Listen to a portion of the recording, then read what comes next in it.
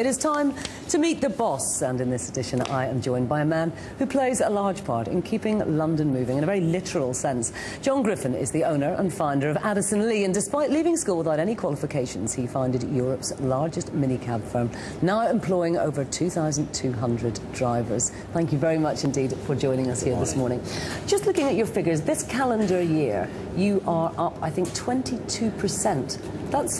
That's pretty impressive, particularly as very often we see your kind of business as a bellwether for what's happening in the economy. What's that to do with? Well, I think the recession caught us at a good time, really, because we've invested a lot in new technology. I think that's improved the service. High demand's been made on the sort of businesses that we're involved with, and you know, the competition in our industry now is hotted up. People now are not complacent about what they're getting for their money. They're looking more closely at who's doing what. Is that partly because of the recession? Yeah, I think the recession's played a part, and I think that this is colonic irrigation for the economy, and a lot of the rubbish has been washed out, and the good guys are left standing, and we're just one of those people. Now, you have actually put a lot of emphasis on technology. It's anyone who takes one of your cars regularly, it's quite amazing the things that you can do. You can work out the route and exactly how long it takes, where everybody is at the one time. Is that investment in technology paying off for you? Yeah, we have a bespoke system. We've done it all in-house. We've got 20 programmers, 12 of whom are operating in Russia. So we've invested heavily. We do about £2 million of the year of investment in IT, and I think there are some wonderful options out there, and we're taking advantage of them as best we can. Now, as I said, your company is seen as one of those kind of bellwether companies. Yeah. What do you think of David Cameron's new plans and the coalition government, how they are trying to get the economy moving again? Well, politicians don't run economies, but you know, they obviously can create environments in which those of us who actually create the wealth can do a better job. But I think they're making the right noises. It's early days. There's a massive debt. There's going to be swingeing cuts. There's going to be lots of union activity. There's going to be some hard days ahead. But I think they are forced to do what they're doing. And I think the coalitions are working quite well. Now, you've already got the biggest minicab company in Europe. Where do you go from here? Do you still have the kind of drive that saw you set up? And I think your history is quite well known, that you started off with one car and worked incredibly hard to build it up to what it is now, but you don't fancy just sitting back and retiring? Oh, no, we've got plenty to do. We've only just begun, really. Everything that we achieve is just a marker to improve upon. And we are now putting a brand new phone system. In actual fact, the phone system we've got isn't as technical as we'd like it to be. Can't keep up with our other inputs. So there's a lot to do, and we see the future, you know, as being, even with more technology, more technology driven. I think that the economy will recover, and there is a lot of people out there doing a lot of good work.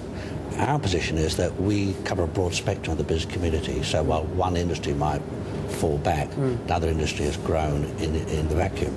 So I think that now there's a much more concerted effort to get back into the economy. I think people are more determined. I think this has been a wake-up call. I think some of the stuff that we were doing was nonsense. We gave away billions, and we didn't really operate good housekeeping. Now it's just the same thing. If you overspend on your credit cards, there's one solution: stop spending, cut back. Now that's where the country is. So we have to now draw in and exercise proper financial constraints. That's what's happening. I think that the coalition government that we've got is going to help us to do that. And I think if the rest of us wake up to that reality, we would do what Germany's done and just not get carried away with the fact there's a European pot that we can all put our fist in and draw out billions. That isn't the way to run a country. So what we've got to do now is recognise that. And I think David Cameron in particular impresses me as somebody who's got that under his belt, and I think he won't let us down. Now, I'd like to talk to you a little bit about your own management style. Are you still very hands-on, and do you think that you were influenced by the fact that you built this business totally yourself, and you weren't somebody who came in with an MBA and bought a going concern? You started at the bottom and worked your way up. I sit in amongst all the people in the company. I sit right in the middle of them. My desk is in the middle. I go and get my own lunch. I answer my own phone calls. Nobody's allowed to say who's calling. In my company, everybody answers the phone. If you phone Addison Lee and you want to speak to John Griffin, it's John Griffin's job to answer the phone.